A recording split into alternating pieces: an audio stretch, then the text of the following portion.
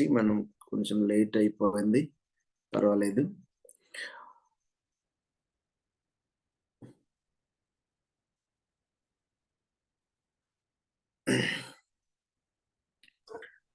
రక్షణ సిద్ధాంతం అనే సబ్జెక్ట్ మనం ఇప్పుడు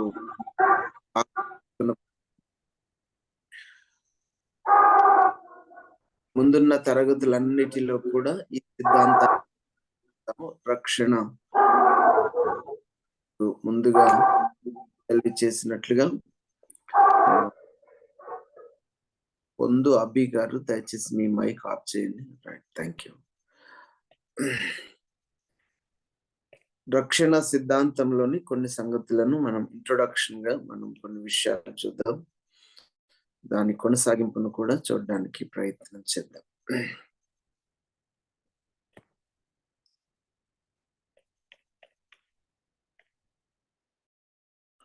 మీరు ఇలా పెట్టుకోవడానికి ప్రయత్నం చేయండి. రక్షణ సిద్ధాంతం, సొటెరియాలజీ, రక్షణ సిద్ధాంతము. దాన్ని మీరు ఈ యొక్క సబ్జెక్ట్ టైటిల్ గా పెట్టుకోనండి. దీనికోసము మనము మిగతా క్లాసెస్ అన్ని కూడా ఆలోచన చేస్తాం. రక్షణ అనే మాటకు వచ్చినప్పుడు ఆ పదాన్ని గూర్చిన వివరణ గాని మనం ఆలోచన చేస్తే, ఈ మాట బైబిల్లో ఏ విధంగా ఉపయోగించబడింది అన్న విషయానికి వచ్చి చూస్తే, రక్షణ అనేటటువంటి మాట బైబిల్లో ఈ విధంగా ఉపయోగించబడుతూ వచ్చింది. పాత నిబంధన గ్రంథంలోనికి వెళ్ళి చూస్తే, ఈ రక్షణ అనేటటువంటి మాటని పాత నిబంధన గ్రంథంలో అనగా హిబ్రూ భాషలో దీన్ని యాష అనే పేరుతో పిలిచారు. యాష, మీకు స్పెల్లింగ్ నేను మీకు చూపిస్తాను. హిబ్రూ భాషలో దీన్ని విధంగా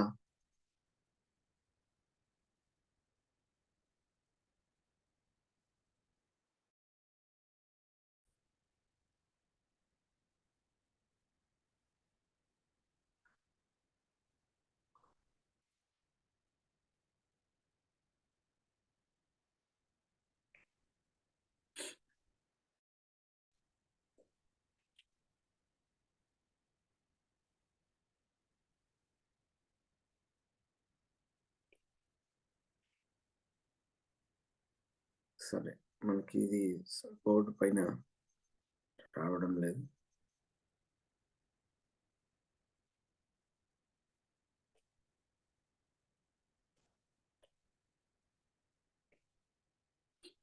ఓకే, యాష మీరు స్పెల్లింగ్ రాసుకోనండి, మీకు స్క్రీన్ పైన చూపించడం కుదరలా.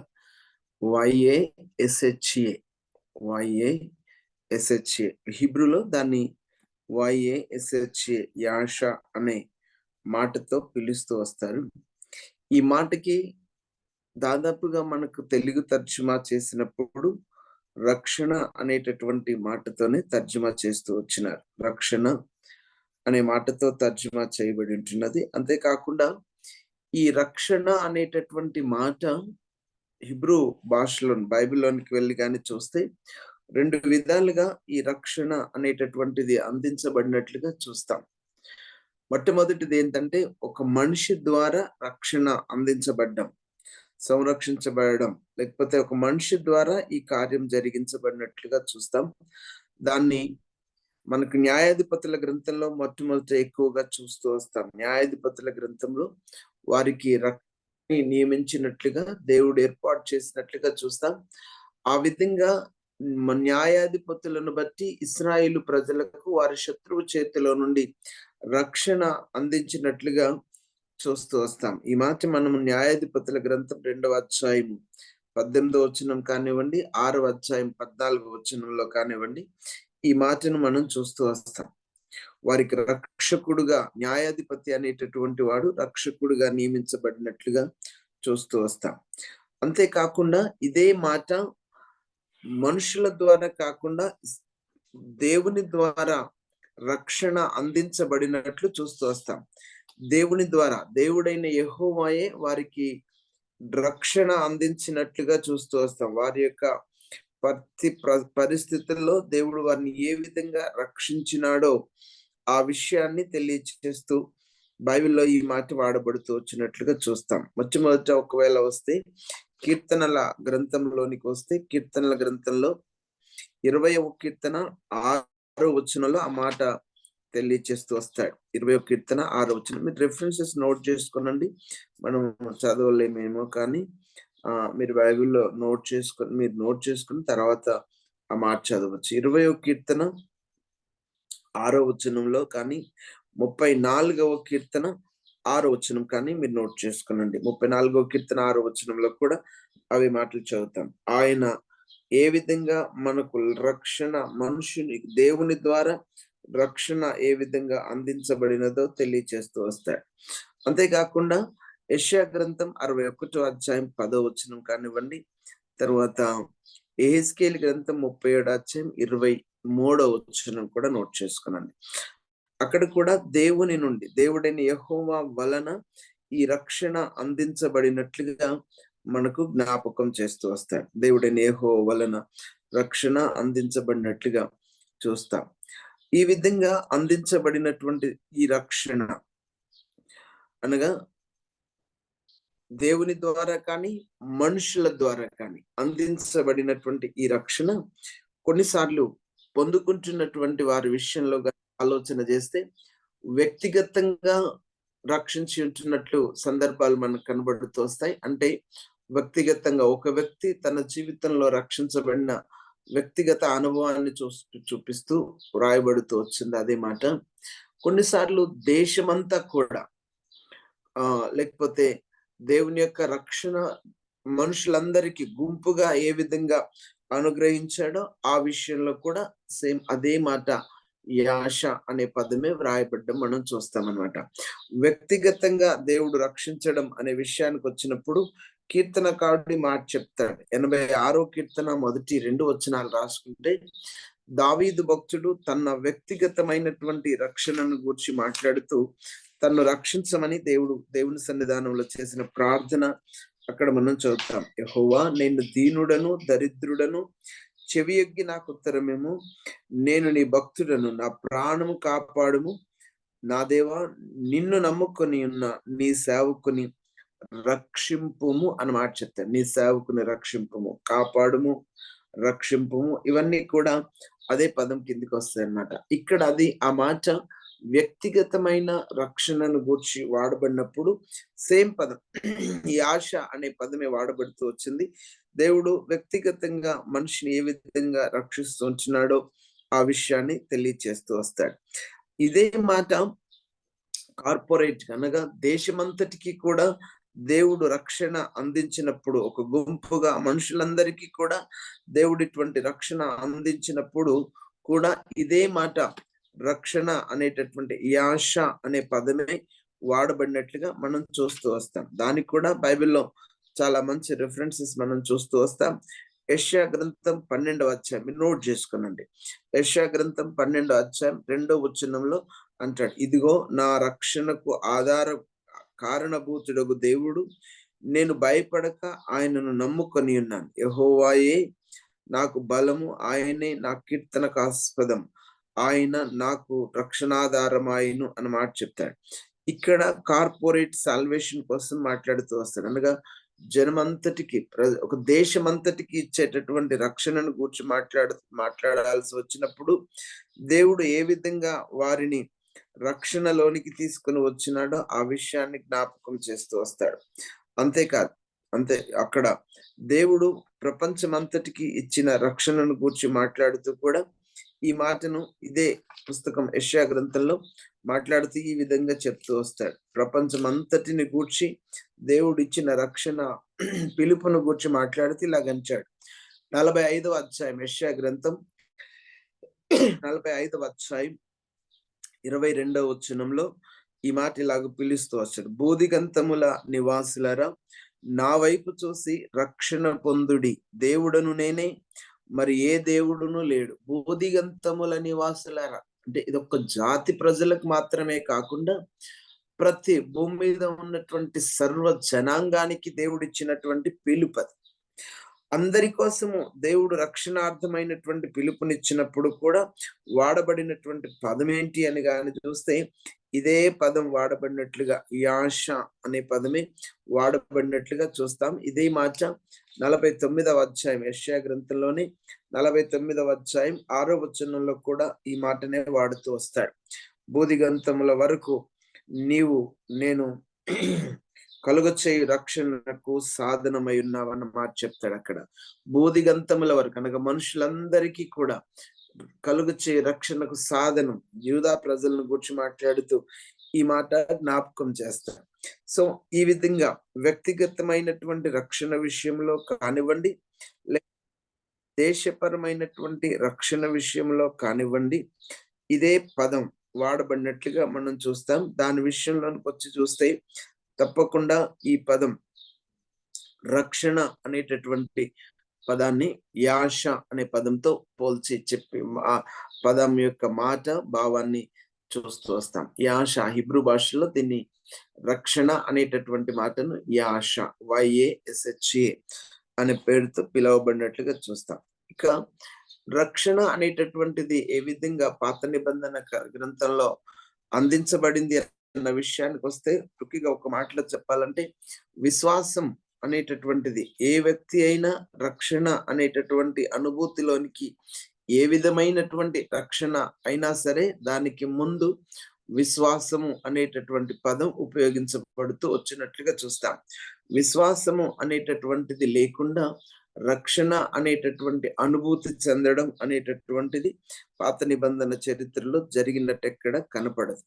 మొదట అబ్రహాం విషయానికి వచ్చి చూసిన అబ్రహామును దేవుడు నీతిమంతుడిగా చేయడానికి అబ్రహాము దేవుని నమ్మాడు.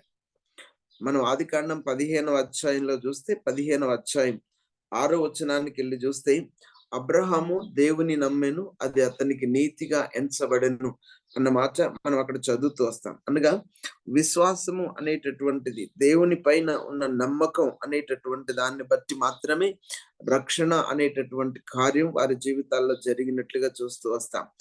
అబ్రహాము విషయంలో మాత్రమే కాదు, ఇశ్రాయేలు ప్రజలందరి విషయంలో కూడా ఇదే మాట జరిగినట్లుగా మనం చూస్తాం. ఆ మాట కోసం వచ్చి గాని బైబిల్లో మనం చూస్తే నిర్గమకాండం 14వ అధ్యాయం 31వ వచనం మీరు నోట్ చేసుకోవచ్చు. నిర్గమకాండం 14వ అధ్యాయం 31వ వచనం, దేవుని యందు వారు నమ్మిక ఉంచారు. వారు ఎర్ర సముద్రం దగ్గరికి వచ్చినప్పుడు ఈ మాటను గురించి మాట్లాడుతూ వస్తాడు. వారు ఐగుప్తు నుంచి విడుదల పొంది విమోచించబడ్డానికి వారు దేవుని యందు విశ్వాసం ఉంచారు. వారికి కలిగినటువంటి నమ్మకాన్ని బట్టి, విశ్వాసమును బట్టి దేవుడు వారిని రక్షించి విడుదల చేసి విమోచించి వెలుపలికి తీసుకొచ్చినట్లుగా చదువుతూ వస్తాం.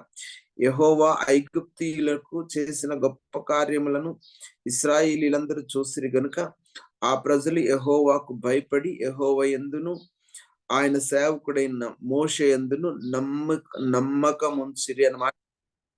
ఎప్పుడైతే వారు ఆ నమ్మకం ఉంచారో ఆ నమ్మకాన్ని బట్టి వారికి జరిగిన విమోచన కార్యంను గురించి మాట్లాడుతూ వస్తాడు.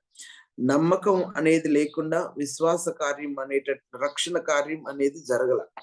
ఇంతెందుకు అన్యజనులు కూడా, అన్యజనులు అంటే నీనెవే ప్రజలు దేవుని అంగీకరించి వారి పాపము నుంచి విడుదల పొంది దేవుని నుండి వచ్చేటటువంటి క్షమాపణ వారు అనుభవించడానికి కూడా వారు కూడా చేసిన పని ఏంటంటే దేవుని అందున్నటువంటి నమ్మకం, విశ్వాసాన్ని తెలియచేసినట్లుగా కనుపరిచినట్లుగా చూస్తాం. విశ్వాసమును బట్టి మాత్రమే అక్కడ నీనెవే ప్రజలకు కూడా ఆ యొక్క కార్యం జరిగినట్లుగా చూస్తూ వస్తాం. మీరు కావలసి చదవండి యోనా గ్రంథం 3వ అధ్యాయం.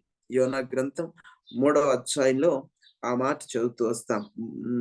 5వ వచనంలో రాయబడింది. 5వ వచనం, నీనెవే పట్టణపు వారు దేవుని యందు విశ్వాసముంచి అన్నమాట. దేవుని యందు విశ్వాసముంచి, విశ్వాసం అనేటటువంటిది తప్పకుండా రక్షణ అనే మాటతో ముడిపెట్టబడి ఉన్నట్లుగా మనం చూస్తాం. ఆ విధంగా వారు దేవుని యందు ఎప్పుడైతే విశ్వాసం ఉంచారో ఆత్మ సంబంధమైన రక్షణ కానివ్వండి, శరీర సంబంధమైనటువంటి రక్షణ అయినా కానివ్వండి, అవన్నీ కూడా ఏది జరగాల్సి వచ్చినా విశ్వాసము అనేటటువంటిది తప్పకుండా అవసరమై ఉన్నట్లుగా మనం చదువుతూ వస్తాం. రైట్, ఇక మనం దానికోసం తర్వాత ఆలోచన చేయొచ్చు. పదం యాష అనే పదం ఏ విధంగా ఉపయోగించబడింది అన్న విషయానికి వచ్చి చూస్తే ఈ విధంగా బైబిల్లో పాత నిబంధన గ్రంథంలో వాడబడినట్లుగా మనం చూస్తూ వస్తాం.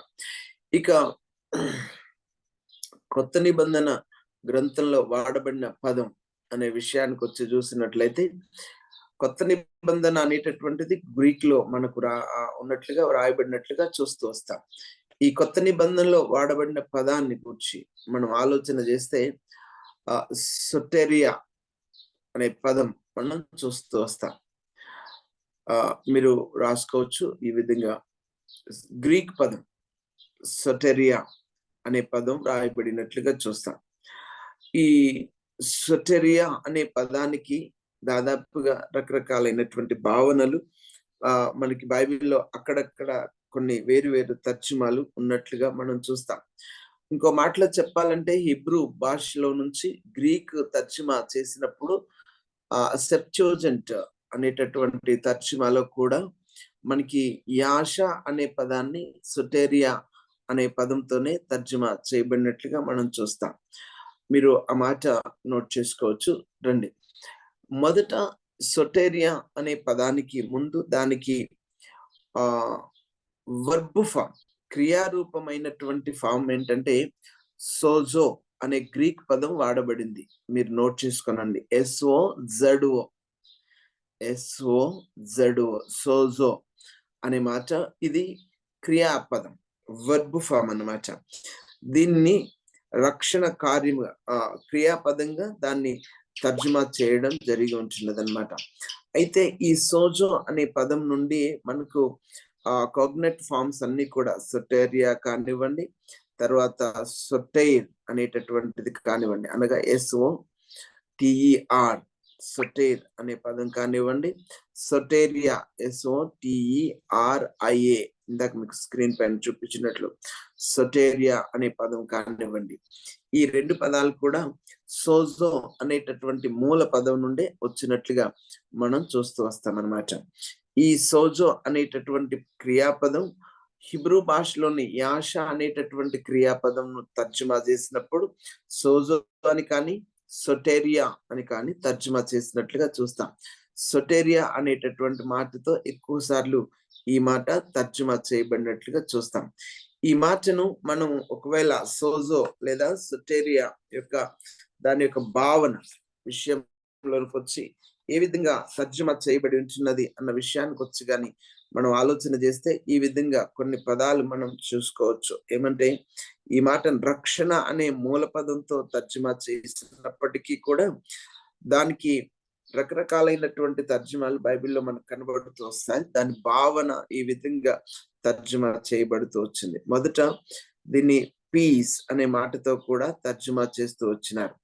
దీన్ని మాట్లాడుతూ సోజో అనేటటువంటి మాటను తర్జుమా చేసి రాసేటప్పుడు పీస్, షాలోమ్ అన్న మాటను కూడా ఇక్కడ ఉపయోగించినట్లుగా చూస్తూ వస్తాం. షాలోమ్ అన్న మాటకి అర్థం ఏంటంటే దాదాపుగా పీస్, సమాధానం అనే మాట.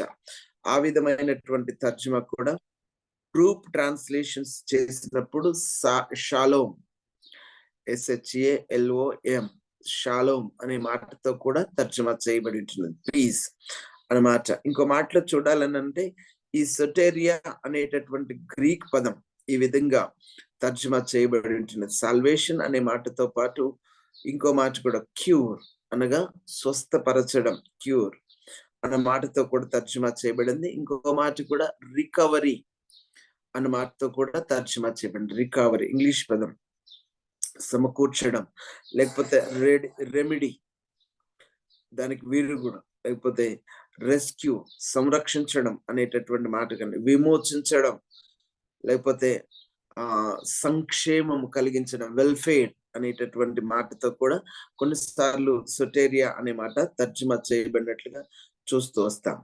అంతేకాకుండా ఏదైనా వ్యాధి నుండి కానివ్వండి, ఏదైనా ప్రమాదం నుండి కానివ్వండి, లేకపోతే మరణము నుండి కానివ్వండి, ఇలాగా విడుదల చేసినప్పుడు, సంరక్షించినప్పుడు సేమ్ పదం సొటెరియా అన్న మాట ఉపయోగించబడినట్లుగా చూస్తూ వస్తాం. మరణము నుంచి విడుదల చేసినప్పుడు కానివ్వండి, రోగము నుంచి విడుదల చేసినప్పుడు కానివ్వండి, ఏదైనా ప్రమాదము నుంచి కూడా విడుదల చేసినప్పుడు కానివ్వండి, సేమ్ పదం సొటేరియా అన్న పదమే ఉపయోగించబడినట్లుగా చూస్తాం. అందుకని దీన్ని రక్షణ అనేటటువంటి general form of the word అనే మాటతోనే తర్జుమా చేయబడి ఉంటున్నది. సాధారణమైనటువంటి పదం రక్షణ అనే పదం ఉపయోగించబడినట్లుగా చూస్తూ వస్తాం. మీకు కావాలంటే కొన్ని రిఫరెన్సెస్ కూడా నోట్ చేసుకోనండి. కొత్త నిబంధనలోనికి వస్తే మీరు మత్తయి సువార్త 9వ అధ్యాయం 22వ వచనాన్ని నోట్ చేసుకోవచ్చు. మత్తయి సువార్త 9వ అధ్యాయం 22వ వచనంలో మాటే వాడబడుతూ వస్తది. అనగా బాగుపడడం అనేటటువంటి విషయం, క్యూర్ అవ్వడం. యేసు వెనుకకు తిరిగి ఆమెను చూసి, కుమారి ధైర్యముగా ఉండుము, నీ విశ్వాసము నిన్ను బాగుపరచెనని చెప్పానంటాడు. బాగుపరచెను. ఆ గడి నుండి ఆ స్త్రీ బాగుపడెను అని మాట రాశారు. బాగుపడను సేమ్ వర్డ్ గ్రీక్ పదానికి వచ్చినప్పుడు సొటేరియా, సోజో అనేటటువంటి పదమే మూల పదం నుంచి ఉత్పన్నమైన పదాన్ని ఇక్కడ వాడుతూ వస్తారనమాట. సో ఆ విధంగా సేమ్ అదే పదం బాగుపడడం అనే విధంగా వాడుతూ వస్తాడు. మీరు ఇంకా ఒకవేళ ఇంకొక రిఫరెన్స్ రాసుకోగలిగితే రాసుకోవచ్చు. అపోస్తల కార్యముల గ్రంథం 20 చివరి అధ్యాయంలో ఆ మాట వాడుతూ వస్తాడు. 27వ అధ్యాయం అపోస్తల కార్యముల గ్రంథం 27వ అధ్యాయం 31వ వచనం రాసుకున్నాండి. 27వ అధ్యాయంలో 31వ వచనం కానివ్వండి, 29వ వచనం కూడా రాసుకోవచ్చు. 29వ వచనం, 31వ వచనం, తర్వాత 29వ వచనం కూడా రాసుకునండి. అక్కడ అదే పదం వాడబడుతూ వస్తుంది అనమాట. ఈ విధంగా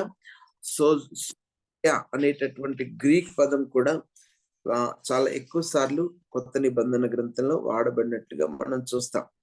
ఇక ఈ పదం యొక్క కొంచెం ఆంతరంగిక వివరణలోనికి గాని వెళ్ళి చూస్తే, ఈ సొటేరియా అనేటటువంటి పదం దేవుడు స్వయంగా తనంతట తానే మనిషికి ఇచ్చేటటువంటి రక్షణ అనేటటువంటి విషయంలో ఈ పదం వాడబడినట్లుగా చూస్తూ వస్తాం.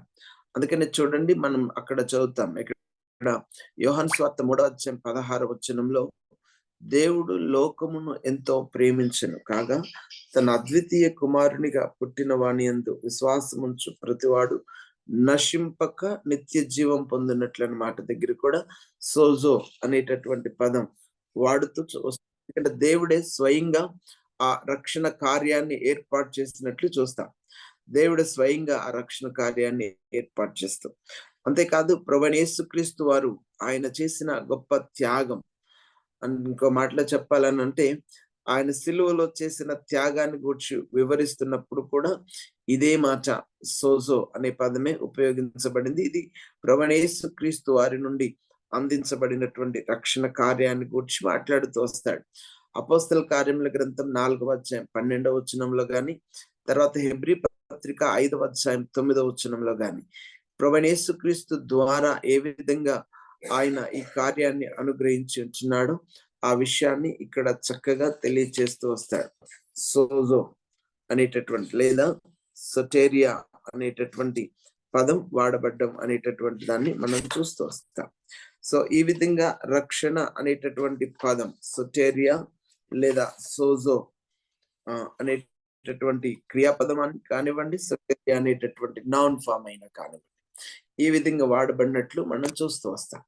సరే, ఇక మనం ఈ రక్షణ అనేటటువంటి విషయానికి వచ్చి కొంత వివరణ నేను మీకు అందించాల్సి వస్తే ఈ విధంగా మీకు జ్ఞాపకం చేస్తాను. రక్షణ అనేటటువంటిది మనకి ఏ విధంగా అందించబడుతుంది అన్న విషయానికి వస్తూ, రక్షణను గూర్చి మరికొన్ని విషయాలు క్లుప్తంగా నేను దాని యొక్క అర్థం, దాని యొక్క భావన కొంత మీకు జ్ఞాపకం చేయడానికి ప్రయత్నం చేస్తాను. దయచేసి మీరు కొంత నోట్ చేసుకోవడానికి ప్రయత్నం చేయండి. నోట్స్ రాసుకుంటూ నోట్ చేసుకోవడానికి ప్రయత్నం చేయండి.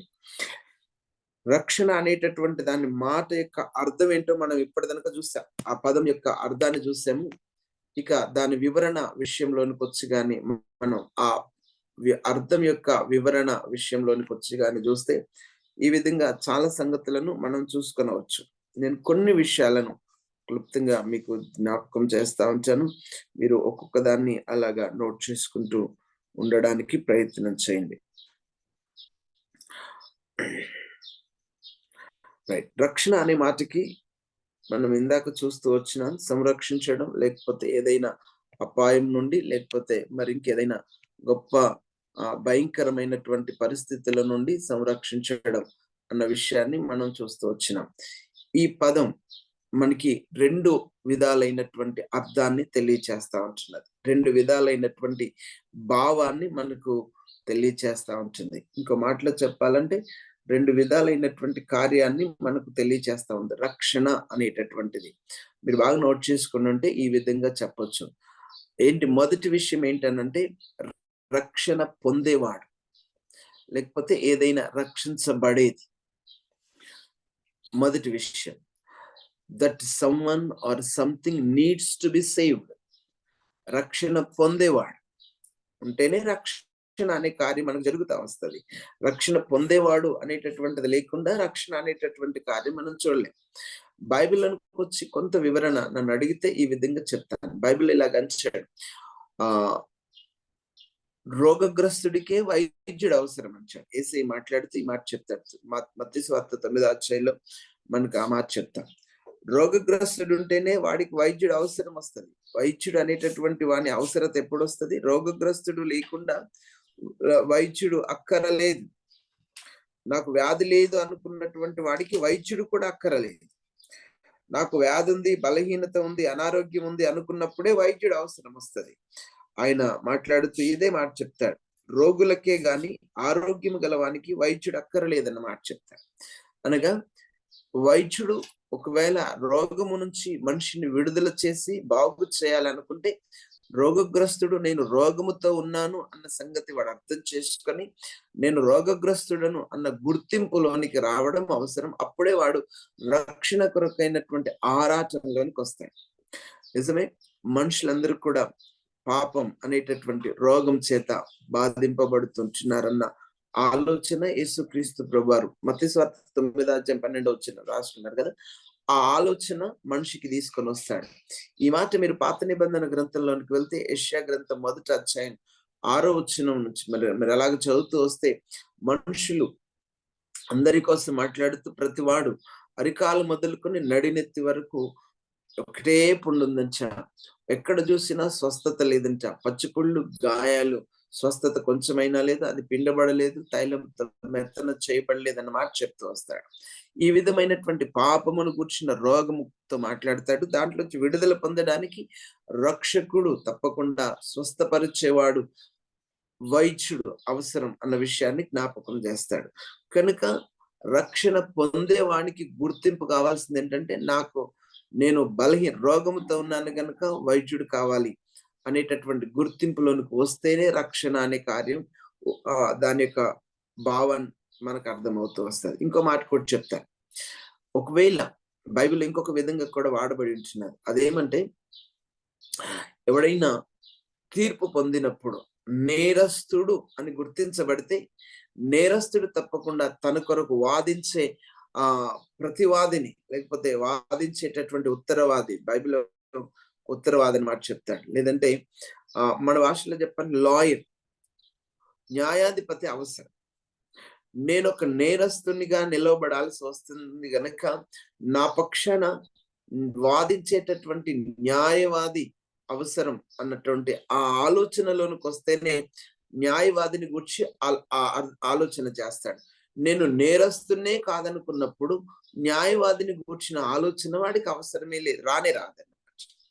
అందుకనే రక్షణ అనే కార్యంలోనికి వచ్చినప్పుడు మొదటి కోణంలో రక్షణ పొందేవాడు ఏం ఆలోచించాలి? నేను ఒక నేరస్తుని గనుక నాకంచు ఒక న్యాయవాది, లాయర్ అనేటటువంటి వాడు కావాల్సి ఉంటుంది కదా అనేటటువంటి ఆలోచనలోనికి వస్తే, తప్పకుండా మనిషి నేరస్తుడిగా, నిందితుడిగా నిలబడి కోర్టులో, దేవుని యొక్క కోర్టులో ఉన్నప్పుడు దేవుని యొక్క ధర్మశాస్త్రమును బట్టి గాని ఆలోచన చేస్తే నేరస్తుడిగా తీర్చబడతా అంటున్నాడు. మీరు ఈ మాటకొస్తే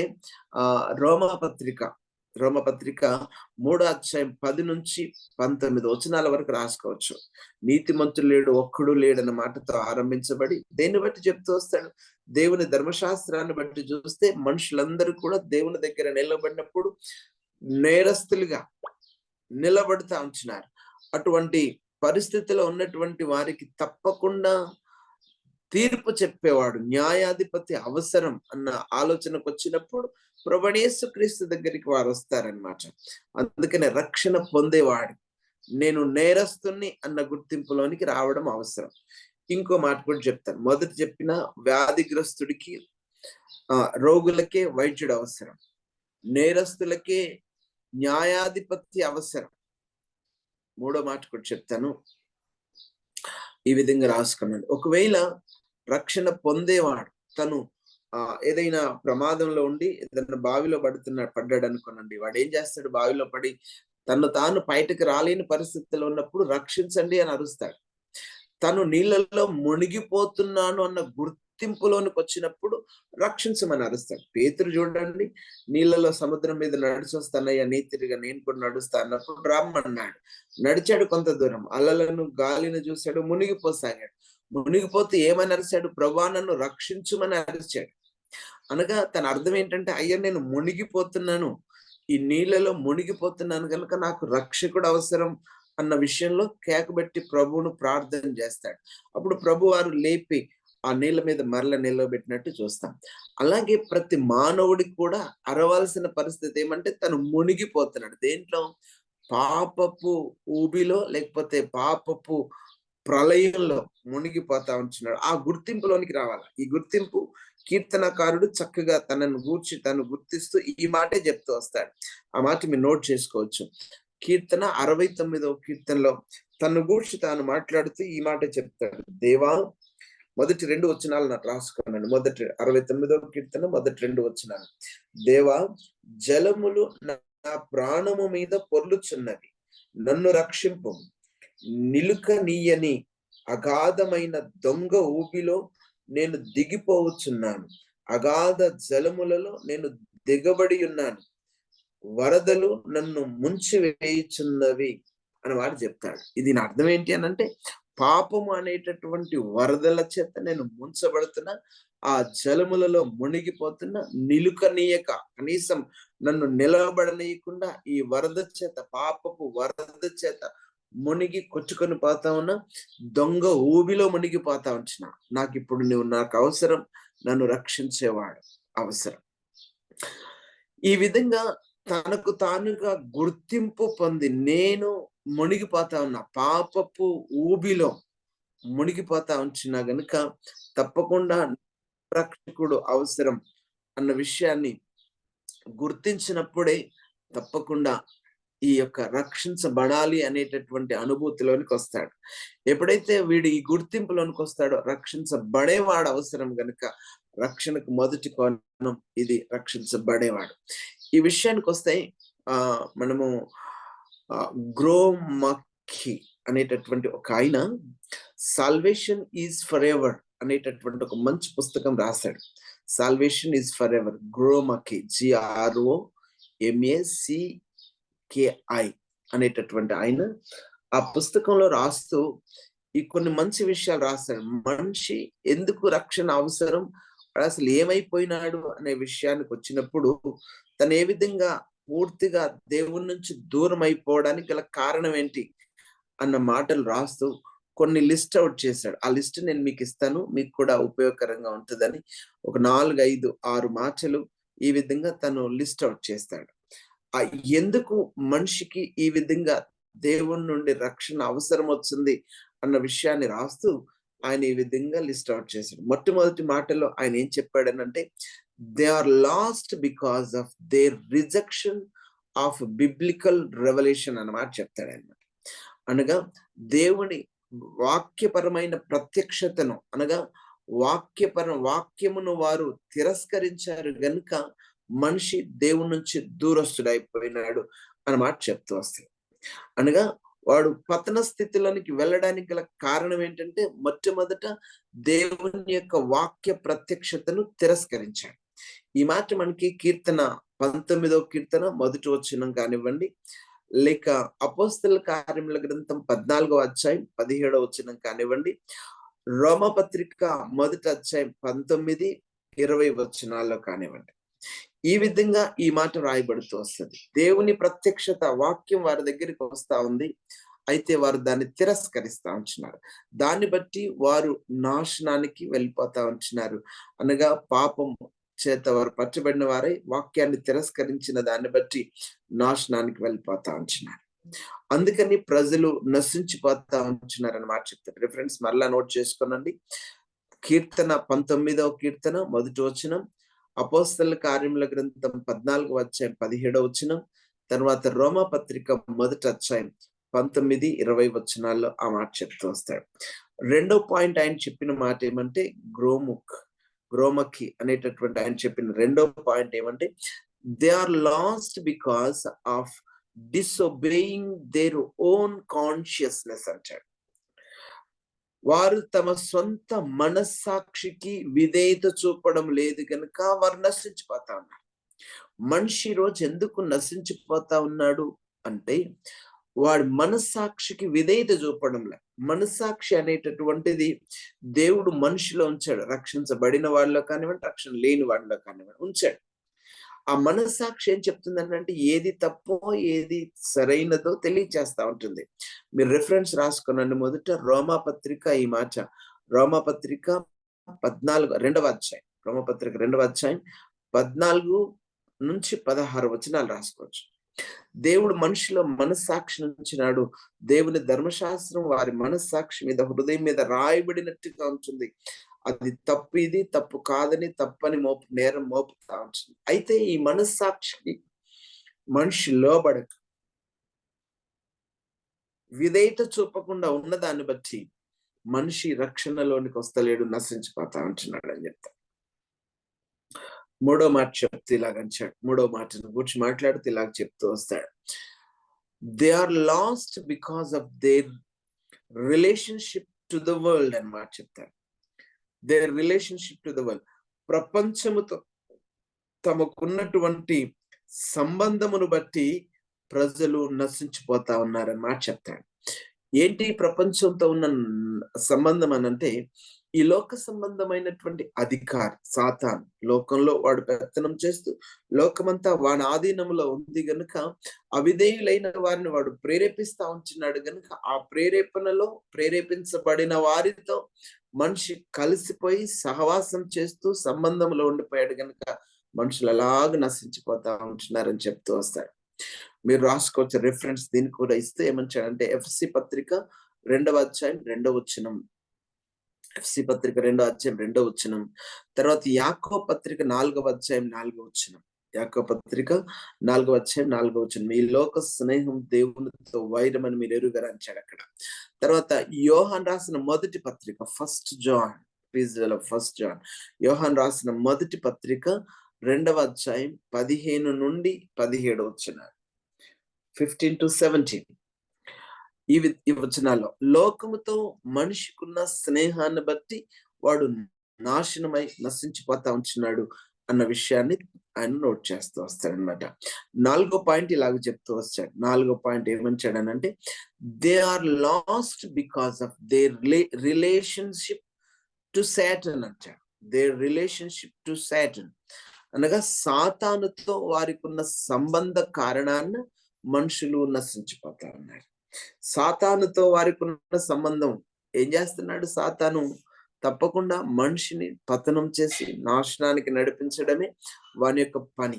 అందుకనే అదే పనిలో వాడు ఉంటున్నాడు గనుక వానితో సహవాసంలో ఉండిపోతే మనుషులందరూ కూడా నశించి నరకానికి వెళ్ళిపోతా ఉంటున్నారు. మీరు రాసుకోనంటే రిఫరెన్సెస్ బైబిల్ అంచెడిలాగా యోహాను సువార్త 8వ అధ్యాయం 42 నుంచి 44 వచనాలు రాసుకోనండి. మీ తండ్రి యొక్క అపవాది సంబంధులు అన్నమాట 44 వచనాల్లో చెప్తాడు అక్కడ. తర్వాత మీరు మత్తయి సువార్త 4వ అధ్యాయం 8, 9 వచనాలు కూడా రాసుకుని 8, 9 వచనాలు. లోకమంతటిని యేసయ్యకి చూపిస్తున్నప్పుడు సాతాను అంటాడు నా వశంలో ఉంది అన్నమాట చెప్తాడు. లోకమంతా కూడా మనుషులందరూ కూడా నా వశంలో ఉన్నారు అన్నమాట చెప్తాడు. అనగా సాతాను వశంలో ఉన్నవారు నశించిపోతూనే వచ్చినారు అన్నమాట. మీరు ఇంకా రాసుకోవచ్చు. యోహాను సువార్త 12వ అధ్యాయం 31 వచనం కూడా రాసుకోనండి. ఆ తర్వాత కొరింథీయులకు రాసిన 2వ పత్రిక 4వ అధ్యాయం 4వ వచనం, 4వ అధ్యాయం 4వ వచనం. అక్కడ ఏమంటాడంటే, ఈ లోక దేవత అవిశ్వాసులైన వారి మనోనేత్రాలకు గుడ్డితనాన్ని కలుగు చేస్తున్నాడు అన్న మాట రాస్తూ వస్తాడు. అంతేకాదు ఇంకో రిఫరెన్స్ కూడా రాసుకున్నాను. కొలస్సి పత్రిక 1వ అధ్యాయం 13వ వచనం రాసుకున్నాను. కొలస్సి పత్రిక 1వ అధ్యాయం 13వ వచనం రాసుకున్నాండి. అంతేకాకుండా యోహాను రాసిన మొదటి పత్రిక 3వ అధ్యాయం 10వ వచనం. యోహాను రాసిన మొదటి పత్రిక 3వ అధ్యాయం 10వ వచనం. అక్కడ సాతాను పిల్లలు అన్నమాట చెప్తాడు. అపవాది పిల్లలు అన్నమాట రాస్తూ వస్తాడు. అంతేకాదు మీరు అదే పుస్తకంలో అనగా యోహాను మొదటి పత్రిక 5వ అధ్యాయం 19వ వచనాన్ని కూడా రాసుకున్నాడు. 19వ వచనం. మనము దేవుని సంబంధులం, లోకమంతయు దుష్టుని అందున్నదని ఎరుగుదుమంటాడు. లోకమంతా దుష్టుని అందున్నది అన్నమాట చెప్తాడు. ఓకే, 4వ మాటలో వారు సాతానుతో కలిగి ఉన్న సంబంధాన్ని బట్టి వారు నశించిపోతున్నారు అన్నమాట తెలియజేస్తూ వస్తాడు. 5వ మాట ఇలాగా రాస్తాడు. 5వ పాయింట్ ఏమని రాస్తాడంటే, they are lost because of their relationship to sin అన్నమాట చెప్తాడు. పాపముతో వారికి ఉన్న సంబంధమును బట్టి నశించిపోతా ఉన్నారు. పాపముతో వారికి ఉన్న సంబంధమును బట్టి నశించిపోతా ఉంటున్నారు. నిజమే, మనిషి పాపముతో సంబంధం పెట్టుకోవడాన్ని బట్టి దేవునికి దూరస్తుడై నశించి నరకానికి వెళ్ళిపోతా ఉంటున్నాడు. ఈ మాట మనం మొదటి నుంచి చదువుతూ వచ్చా. ఆది కాండం నుంచి ప్రకటన గ్రంథం వరకు కూడా పాపం ఎంత భయంకరంగా మనిషిని పాడు చేస్తా ఉందో ఆ విషయం బైబిల్ చాలా కళ్ళకు గట్టినట్టుగా తెలియజేస్తా ఉంటుంది. ఆదాం దగ్గర మొదలు పెట్టండి, అక్కడి నుంచి కూడా ఈ మాటను గురించి మనం చదువుతూనే వస్తాం. పాపం మనిషిని ఏ విధంగా పాడు చేస్తా ఉంది అన్న మాట కోసం వస్తాయి. ఆది కాండం 2వ అధ్యాయం 17వ వచనం నుంచి రాసుకోవచ్చు. 17వ వచనం. తర్వాత 8వ అధ్యాయం 21వ వచనం. ఆది కాండం 8వ అధ్యాయం 21వ వచనం. యోబు గ్రంథం 14వ అధ్యాయం 4వ వచనం కూడా రాసుకోవచ్చు. ప్రసంగి 7వ అధ్యాయం 20వ వచనం. మనుషుల్లో ఒక్కడు లేడు పాపం లేనివాడు అని మాట చెప్తాడు. తర్వాత ఇర్మియా గ్రంథం 17వ అధ్యాయం 19వ వచనం నోట్ చేసుకోనండి. తర్వాత మార్క్స్ వార్త 7వ అధ్యాయం 20 నుండి 23 వచనాలు నోట్ చేసి 20 నుంచి 23 వచనాలు. రోమా పత్రికలోకి వస్తే మనం చాలా రిఫరెన్సెస్ చూడొచ్చు. అందులో 5వ అధ్యాయం రోమా పత్రిక 5:12, 7:14 కూడా మీరు నోట్ చేసుకోవచ్చు. పాపం అనేటటువంటిది మనిషిని పతనం చేసి దేవునికి దూరం చేస్తా ఉంటున్నది కనుక వాడు మరణం అనేటటువంటి పరిస్థితులకు వస్తా ఉంటుంది. మరణం అనే స్థితికి వస్తాడు. మరణం అనేది ఎలా వచ్చిందంటే పాపాన్ని బట్టే వచ్చి నశించిపోతా ఉన్నాడు. ఓకే, అంతవరకు రాసుకుంటే చాలు. 6వ మాట కూడా రాసుకునండి. 6వ మాట కూడా, they are lost because of their relationship to God అంటాడు. దేవునితో వారికి ఉన్నటువంటి సంబంధాన్ని బట్టి, అనగా దేవునితో సరైన సంబంధం లేదు గనక నశించిపోతా ఉన్నారు. మీరు అలా రాసుకోవచ్చు. దేవునితో సరైన సంబంధం లేదు గనక వారు నశించిపోతా ఉంటున్నారు. మనిషి ఎందుకు నశించి నరకానికి వెళ్తా ఉన్నాడంటే ఈ 6 కారణాలు మీరు నోట్ చేసుకోవచ్చు. 6వ దానికి రిఫరెన్స్ ఇలా రాసుకోనండి. యోహాను సువార్త 3వ అధ్యాయం 36వ వచనంలో అంటాడు, కుమారుని యందు విశ్వాసం ఉంచలేదు గనుక నశించిపోతున్నాడు అంటాడు. తర్వాత ఎఫ్సి పత్రిక 2వ అధ్యాయం 12వ వచనం కూడా రాసుకున్నాను, ప్రభువైన యేసునందు విశ్వాసం ఉంచలేదని. తర్వాత యోహాను మొదటి పత్రిక 5వ అధ్యాయం 12వ వచనం కూడా రాసుకున్నాను. 5వ అధ్యాయం 12వ వచనం కూడా రాసుకున్నాను. తర్వాత యూదా పత్రిక 19వ వచనం రాసుకున్నాను. యూదాలో 1వ అధ్యాయం ఉంటది కదా, 19వ వచనం రాసుకున్నాను. ఈ 6 కారణాలను బట్టి మనిషి రక్షణ అనే అవసరతలోనికి వచ్చాడు. తప్పకుండా వాడికి రక్షణ అనేటటువంటి అవసరత వచ్చుంటున్నారు. నేను రక్షణకు 2 కోణాలు ఉన్నాయని చెప్తూ మొదటి కోణం ఏంటంటే రక్షణ పొందేవాడు చెప్పాను. రెండో మాట చెప్తున్నా, ఇప్పుడు నోట్ చేసుకోండి. రెండో మాట ఏంటంటే రక్షణకున్న 2 కోణాల్లో, ఒకటి రక్షణ పొందేవాడు, రెండవది రక్షణ ఇచ్చేవాడు. రక్షించేవాడు కావాలి. రక్షించేవాడు అనే మాటకు వచ్చినప్పుడు రక్షించుటకు సామర్థ్యం ఉండి మరియు ఇష్టం ఉన్నవాడు అన్నమాట రాసుకుంటే బాగుంటదేమో అనిపిస్తుంది. That someone is able and willing to save అన్నమాట రాస్తారు. That someone is able and willing అంటే రక్షించే సామర్థ్యము, తర్వాత రక్షించు సామర్థ్యం ఉండడం మాత్రమే కాదు, రక్షించుటకు ఇష్టపడేవాడు కూడా అవసరం. అప్పుడే రక్షణ అనేటటువంటి ఈ కార్యాన్ని పూర్తి చేస్తాడు. రక్షణ అనే కార్యాన్ని సంపూర్తి చేస్తూ వస్తాడు. ఒకవేళ ఆ విధంగా లేకపోతే, అనగా ఈ రెండు, అనగా ఎబిలిటీ అండ్ విల్లింగ్నెస్ అనేటటువంటిది, మీరు ఆ నోట్స్ మీరు ఒకవేళ రాసుకుంటే ఇలా రాసుకోవచ్చు. ఎబిలిటీ, యేసుక్రీస్తు ప్రభువారి విషయానికి వస్తే ఈ రెండు మనం చూస్తాం. ఆయన ఒక్కడే ఈ రెండు కలిగినటువంటి వాడు, ఏబుల్ పర్సన్. రక్షించుటకు సామర్థ్యం కలిగిన వాడు యేసుక్రీస్తు ప్రభువారు ఒక్కరే కనపడుతూ వస్తాడు. ఒక మాట చెప్తా వినండి. ఇప్పుడు ఒకవేళ ఒక రోగగ్రస్తుడు ఉన్నాడు, హాస్పిటల్లోనికి తీసుకెళ్ళాం. హాస్పిటల్లో డాక్టర్లు అందరూ వచ్చారు, తను డయాగ్నోస్ చేశారు, తను చూస్తున్నారు, ఆయనకు చేయాల్సిన వైద్యాన్ని అందిస్తా ఉంటున్నారు. వారికి ఎంత తెలుసో వారి సామర్థ్యం అంతా ఉపయోగించి బాగు చేయడానికి ప్రయత్నం చేస్తా ఉన్నారు. ఇక చివరికి వచ్చేసరికి చేతులు ఎత్తేస్తారు. ఇక అయ్యా మా వల్ల కాదు, ఇతడు బతకడు, తీసుకెళ్ళిపోండి, మేము ఇక ఏమి చేయలేం, ఇతడు బతకడానికి మేమేం చేయలేమని. అంటే దాని అర్థం ఏంటనంటే, మాకున్న సామర్థ్యం అంతా ఉపయోగించాము, ఇక తన్ను బాగు చేయడానికి మా దగ్గర ఎటువంటి సామర్థ్యం లేదు అన్నమాట చెప్తూ వస్తాడు. అప్పుడే ఏం చేస్తాడు, పేషెంట్ అనేటటువంటి వాడు నెమ్మదిగా మరణంలోనికి వెళ్ళిపోతాడు. అనగా డాక్టర్ దగ్గర సరిపడిన సామర్థ్యం, ఎబిలిటీ లేనప్పుడు పేషెంట్ మరణానికి వెళ్ళిపోతాడు. అలాగా పేషెంట్ అలాగా మరణిస్తుండగా ఏమి చేయలేని పరిస్థితుల్లో, నిస్సహాయ స్థితిలో, మేమేం చేయలేము కదా ఇతన్ని బతికించడానికి, మా దగ్గర ఇతన్ని బతికించేంత సామర్థ్యం లేదు కదా అని చెప్తూ చివరికి ఒక మాట వాడతాను, మేము దేవుణ్ణి కాదు కదా బతికించడానికి, దేవుడైతే సమర్థుడు, బతికించగలడు, మేము మనుషులం, మా దగ్గర అటువంటి సామర్థ్యం లేదంటే. అనగా రక్షించే వాడికి తప్పకుండా సామర్థ్యం ఉండాలి, ఎబిలిటీ అనేటటువంటిది ఉండాలి. ఆ యొక్క ఎబిలిటీ లేకపోయినట్లయితే చచ్చిపోతున్న పేషెంట్ చూస్తుండిపోయిన డాక్టర్ల వల్ల అలాగే ఉండిపోతారు. ప్రభువైన యేసుక్రీస్తు వారైతే పాపి అయిన మానవుణ్ణి రక్షించుటకు సామర్థ్యం కలిగిన వాడు.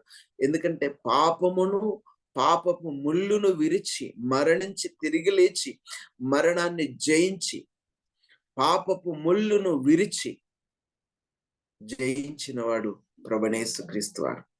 అందుకని ఆయన మరణము నుంచి తప్పించడానికి సమర్థుడు. మరణము నుంచి, నిత్య మరణము నుండి తప్పించడానికి, ఇటర్నల్ డెత్ అని మాట చెప్తాడు, నిత్య మరణము నుంచి తప్పించడానికి ఆయన ఒక్కడే సమర్థుడు. ఎందుకంటే మరణము గుండా వెళ్ళాడు, మరణాన్ని జయించి వచ్చాడు, మరణము గుండా వెళ్ళే ప్రతి ఒక్కరిని విడుదల చేయడానికి సమర్థుడు అన్నమాట.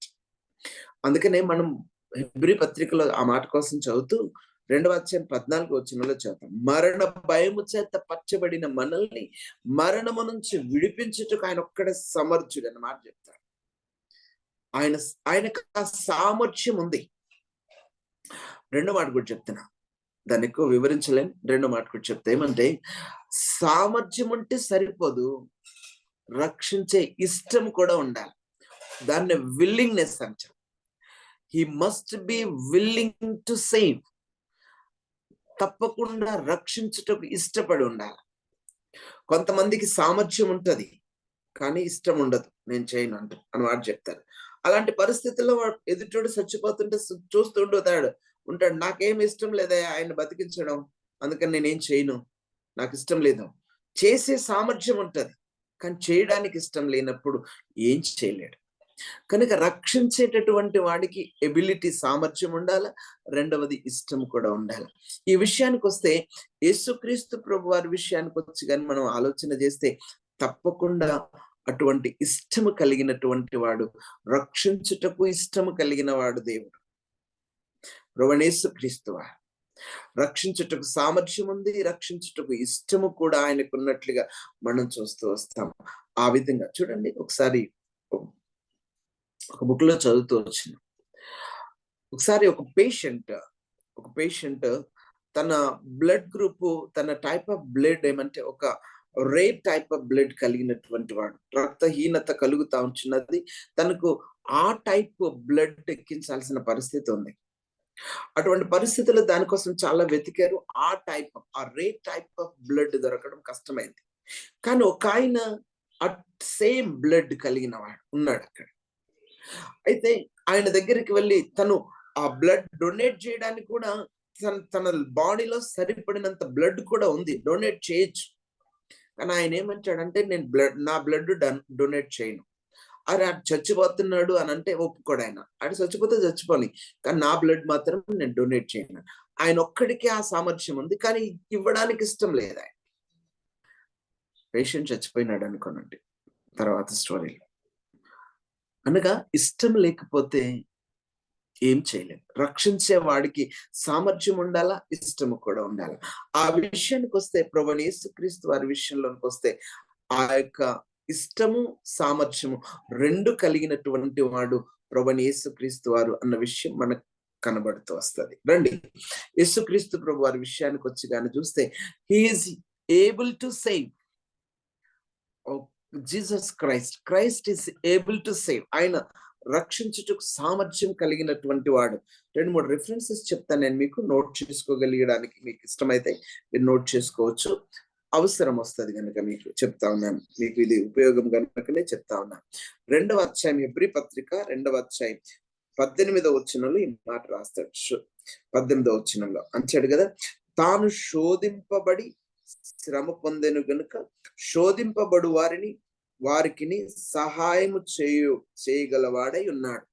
శోధింపబడు వారికి సహాయం చేయగలవాడు. ఇంగ్లీష్ లో మంచి మాట రాస్తాడు, ఇంగ్లీష్ ట్రాన్స్లేషన్ అంచాడు కదా, is able to help them that are tempted అని మాట రాస్తాడు. Is able to help them.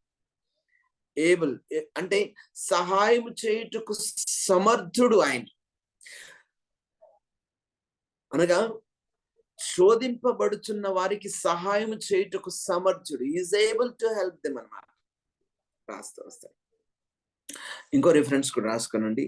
FC రాసిన పత్రికలో ఈ మాట ఇలాగ అంటాడు. ఎఫ్సి పత్రిక 3వ అధ్యాయం 20వ వచనంలో రాస్తాడు అన్నమాట. 3వ అధ్యాయం 20వ వచనంలో ఈ మాట ఇలాగ రాస్తాడు. ఆయన ఏమంటాడంటే, మనలో కార్యసాధకమైన తన శక్తి చొప్పున మనము అడుగు వాటి కంటేను ఊహించు వాటన్నిటికంటేను అత్యధికముగా శక్తి గల దేవునికి, అనగా క్రీస్తు యేసు మూలముగా సంఘములో తరతరములు సదాకాలము మహిమ కలుగును గాక ఆమేన్ అంటాడు. ఆయన శక్తి కలిగినటువంటి వాడు, శక్తి కలిగిన దేవుడు. అక్కడ కూడా అదే మాట రాస్తాడు. ఆయన శక్తి కలిగినటువంటి వాడు, able is able to do exceeding abundantly above all that we ask or think అంటాడు. ఈజ్ ఏబుల్, ఆయన చేయడానికి శక్తి కలిగినటువంటి వాడు, సామర్థ్యం కలిగినటువంటి వాడు, ఆయన సామర్థ్యుడు. ఇంకో మాట కూడా రాసుకున్నాను, మీరు రిఫరెన్స్ రాసుకున్నాను. నేను వివరించలేను కానీ రిఫరెన్స్ చెప్తున్నాను, మీరు నోట్ చేసుకొని తర్వాత దానికోసం ఆలోచించండి. తిమోతికి రాసిన 2వ పత్రిక 1వ అధ్యాయం, తిమోతికి రాసిన 2వ పత్రిక 1వ అధ్యాయం 12వ వచనంలో ఇలాగుంది. 12వ వచనం, ఆ హేతు చేత ఈ శ్రమలను అనుభవించుచున్నాను గాని నేను నమ్మిన వాని ఎరుగుదును కనుక సిగ్గుపడను.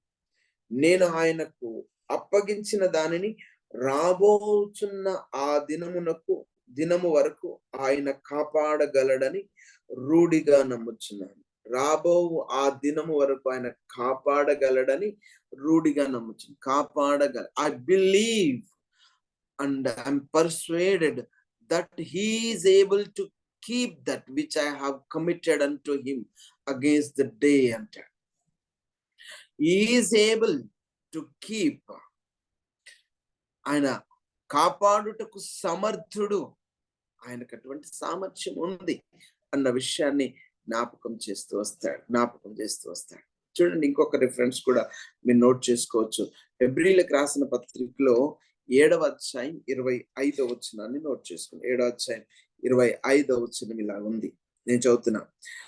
ఈయన తన ద్వారా దేవుని యొద్దకు వచ్చు వారి పక్షమున విజ్ఞాపనము చేయుటకు నిరంతరము జీవించుచున్నాడు గనుక వారిని సంపూర్ణముగా రక్షించుటకు శక్తిమంతుడై ఉన్నాడు.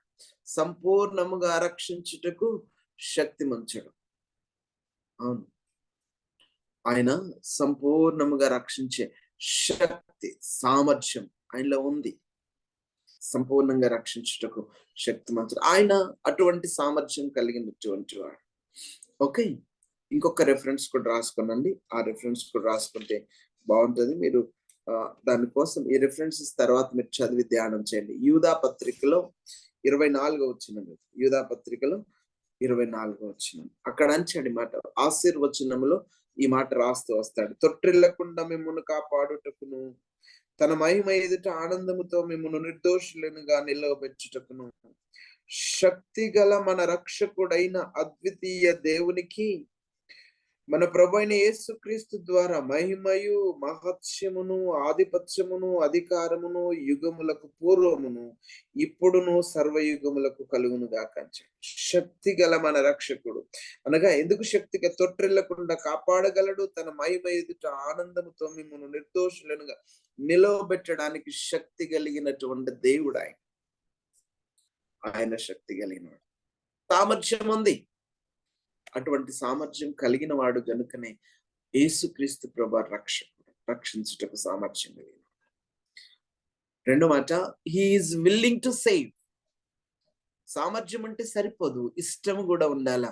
యేసయ్య అటువంటి ఇష్టం కలిగినటువంటి వాడు, మనలను రక్షించుటకు ఇష్టము కలిగిన వాడు, మానవాళంతటిని కూడా రక్షించుటకు ఇష్టము కలిగిన వాడు. ఆయన అందరిని రక్షించుటకు ఇష్టము కలిగిన వాడు. కొందరిని మాత్రమే కాదు, అందరినీ రక్షించడానికి, పాపులందరినీ కూడా రక్షించడానికి సామర్థ్యం కలిగిన వాడు, ఇష్టము కూడా కలిగిన వాడు, ఇష్టము కూడా కలిగినటువంటి వాడు.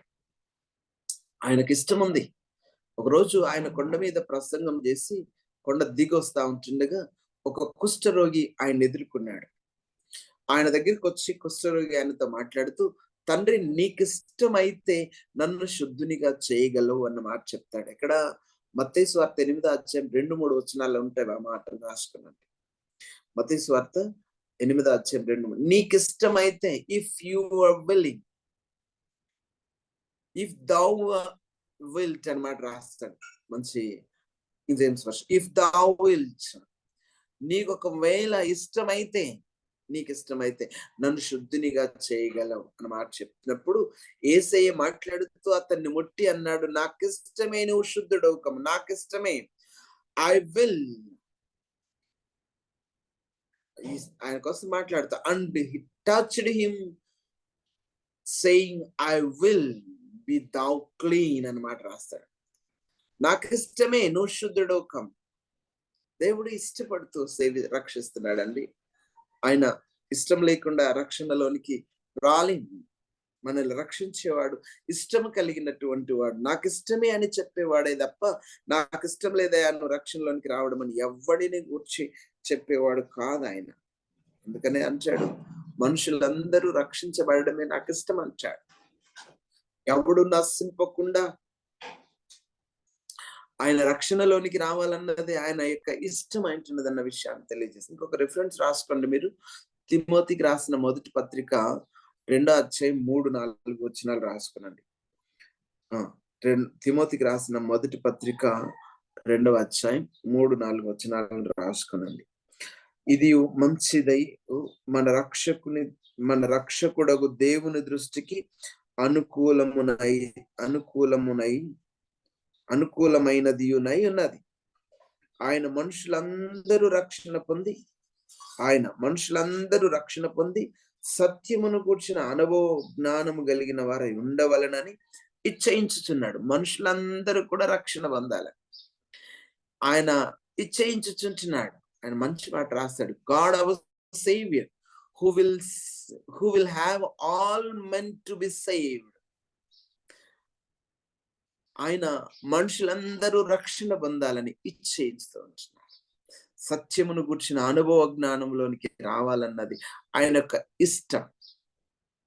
చూస్తారు కదా, ఆయన ఇష్టం కలిగినటువంటి వాడు. అందుకని పేతురు తన పత్రికలో రాస్తూ చాలా మంది ఈ విధంగా అనుకుంటున్నారంట. ఆయన వస్తానన్నాడు, ఇంకెప్పుడు వస్తాడు, రాలేమో అని అనుకుంటున్నప్పుడు మనుషులు అనుకున్నట్టు ఆయన ఆలస్యం చేసేవాడు కాదు. ఎందుకు ఆలస్యం చేస్తున్నాడు రాకడా? ఆయన రాకడ విషయంలో ఎందుకు ఆలస్యం చేస్తున్నాడు అన్న మాటను తెలియజేస్తూ పేతురు తన 2వ పత్రిక 3వ అధ్యాయం 9వ వచనంలో మాట రాస్తాడు. పేతురు రాసిన 2వ పత్రిక 3వ అధ్యాయం 9వ వచనంలో, కొందరు ఆలస్యం అని ఎంచుకున్నట్టు ప్రభు తన వాగ్దానం గురించి ఆలస్యం చేయవాడు కాడు గాని ఎవడును నశింపవలనని ఇచ్చయింపక అందరూ మారు మనస్సు పొందవలనని కోరుచు ఈస్ విల్లింగ్. ఎవడు నశించిపోవడం ఆయనకి ఇష్టం లేదు. ఎవడు నశించిపోవడం ఆయనకి ఇష్టం లేదు. Not willing that any would perish అంటాడు. మంచి మాట. Is not willing that any should perish but that all should come to repentance అన్నట్టు. మారు మనస్సు పొందాలని, ఎవడు నశింపక మారు మనస్సు పొందాలని ఆయన ఆలస్యం అందరూ మారు మనస్సు పొందవలనని కోరుచు అంటాడు. అందరూ మారు మనస్సు పొందాలని కోరుచు ఆలస్యం చేస్తాను.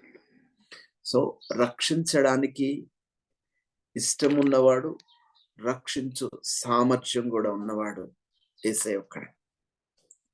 ఓకే, ఈ విధంగా రక్షణ అనేటటువంటి పరిస్థితులకు వస్తున్నా. రక్షణ అనేటటువంటిది ఇప్పుడు నేను మీకు జ్ఞాపకం చేస్తూ వచ్చిన దాని అర్థం ఏంటో చెప్పాను, పదం యొక్క అర్థం ఏంటో చెప్పాను. తర్వాత రక్షణను గురించి మాట్లాడుతూ దాని అవసరత ఏంటో కూడా మాట్లాడుతూ ఒక 6 మాటలు చెప్తూ వచ్చిన. ఆ తర్వాత రక్షణకు 2 కోణాలు ఉన్నాయన్న మాట తెలియజేస్తూ, మొదటిది రక్షించబడేవాడు అవసరం, రెండవది రక్షించేవాడు అవసరం. రక్షించబడేవాడు తప్పకుండా తన్ను గూర్చి తాను గుర్తించాల్సినవి 3-4 విషయాలు చెప్పాను. ఏమంటే, వ్యాధిగ్రస్తుడు నేను వ్యాధిగ్రస్తునంటేనే డాక్టర్ దగ్గరికి వెళ్తాడు. నేరస్తుడు తను నేరస్తుని అనుకుంటేనే న్యాయాధిపతి దగ్గరికి వెళ్తాడు. అంతేకాదు, మునిగిపోతున్నవాడు నేను మునిగిపోతున్నాను అనుకున్నప్పుడే సంరక్షకుని కోసం అరుస్తాడు. కనుక ఈ విధంగా ఈ 3 కోణాల్లో కూడా రక్షణ పొందాల్సినటువంటి వాని గుర్తింపు అవసరం. అసలు మనుషులు ఎందుకు నశించిపోతున్నారు అన్న విషయాన్ని గురించి మాట్లాడుతూ ఈ మాట చెప్పాను. 6 విషయాలు మీరు నోట్ చేసుకున్నారు. వారు 6ంటిని మీరు నోట్ చేసుకున్నారు. సో ఆ విధంగా ఆ గుర్తింపు మీరు ఆ గుర్తింపులోనికి మనిషి వస్తేనే రాబర్ట్ గ్రూమక్కి రాసిన 6 విషయాలు మీకు తెలియజేశారు. ఆ గుర్తింపు ఎందుకు మనిషి నశించిపోతున్నాడు అన్న విషయం గుర్తిస్తూ వచ్చారు. ఆ విధంగా రక్షణ పొందేవానికి గుర్తింపు అవసరం, రక్షణ ఇచ్చేవాడికి సామర్థ్యము అవసరం, విల్లింగ్నెస్ ఇష్టము కూడా అవసరం. ఈ విధంగా ఉన్నప్పుడే రక్షణ అనే అనుభవంలోనికి వస్తాడు ఒక మనిషి. ఓకే, ఈరోజు ఇంతవరకు చాలు. మనం నెక్స్ట్ క్లాస్ లో రక్షణ యొక్క అవసరత ఏంటి, మనిషి రక్షించబడాల్సిన అవసరత ఏంటి, ఆ తర్వాత ఏ విధంగా రక్షించబడ్డాడు అన్న విషయాన్ని మనము మన క్లాస్ కంటిన్యూలో కొనసాగించడానికి చూద్దాం. రక్షించబడాల్సిన అవసరత ఎందుకు వచ్చింది అని అంటే, మనిషి దేవుని చేత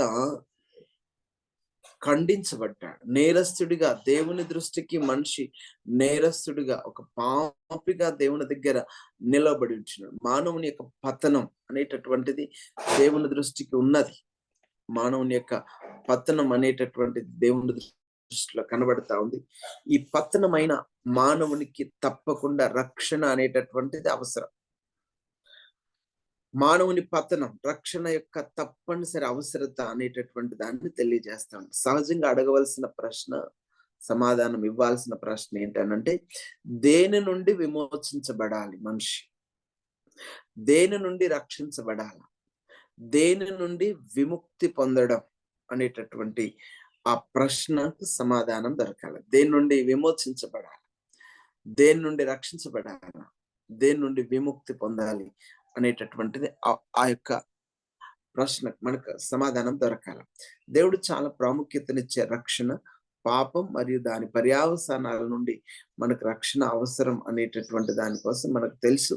అలాంటి పరిస్థితిలో రక్షణ యొక్క సిద్ధాంతాన్ని తగిన చేసుకోవడానికి మనిషి యొక్క పాపం మరియు దాని యోగ్యమైన పద్ధతిలో ఖండించడం, దాని గురించి బైబిల్ ఇచ్చే ప్రత్యక్షతను మనం అర్థం చేసుకోవడం అనే విషయానికొచ్చి బాగా అర్థం చేసుకున్నప్పుడు తప్పకుండా మనిషి రక్షణ యొక్క అవసరతను చూస్తాం. ఓకే. ఆ తర్వాత పాపం గూర్చి అర్థమైతేనే, పాపం అంటే ఏంటో మనిషికి పూర్తిగా అర్థమైతేనే, పాపం యొక్క ఫలితం దాని శిక్ష ఏంటో అర్థమైతేనే, ఆ తర్వాత రక్షణ అవసరతను గుర్తించి మనిషి రక్షణలోనికి వస్తాడు. ఓకే. సో, ఆ విధమైనటువంటి గుర్తింపులోనికి రావడం అవసరం. తర్వాత క్లాస్‌లో ఈ మాటను మనం సవివరంగా తెలుసుకోవడానికి, ఆ తర్వాత రక్షణ యొక్క కొనసాగింపు ఎలా జరుగుతూ వస్తుందో తెలుసుకోవడానికి మనం ప్రయత్నం చేద్దాం. రేపటి క్లాస్‌లో మనం ఈ విషయాల్ని క్షుణ్ణంగా ధ్యానం చేసుకుందాం. ప్రార్థన చేసుకొని ఈరోజు క్లాస్ ఇలాగ ముగించుకుందాం. ప్రార్థన చేసుకొని మనం ఈరోజు క్లాస్ ముగించుకోవడానికి ప్రయత్నం చేద్దాం. రక్షణ అనేటటువంటి సిద్ధాంతం ఆహ్, చాలా ప్రాముఖ్యమైనది. దీంట్లో చాలా కీలకమైన విషయాలు మేము నేర్చుకుంటాము గనక, ఏ ఒక్కరు కూడా క్లాస్ మిస్ అవ్వడానికి ప్రయత్నం చేయొద్దు. చాలా విలువైన విషయాలు నేర్చుకునే అవకాశం తర్వాత మరలా మనం ఎక్కడ పొందుకోలేము గనుక, జాగ్రత్తగా నేర్చుకోవడానికి ప్రయత్నం చేద్దాం. ప్రార్థన చేసుకుందాం.